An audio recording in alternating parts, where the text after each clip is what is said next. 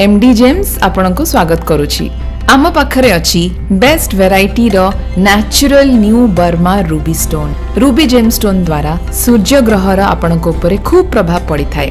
एहाको पिंधिबा द्वारा आपण सरकारी चाकरी सिविल सर्विस एग्जाम रे सफलता पाई परिबे। ता छडा प्राइवेट चाकरी रे बॉस हेबा किंबा उच्च पद को प्रमोशन रे एहा सहाय्य करि थाए। रूबी आपणक भितरे नेतृत्व भाव माने लीडरशिप क्वालिटी आ कॉन्फिडेंस आनी थाए।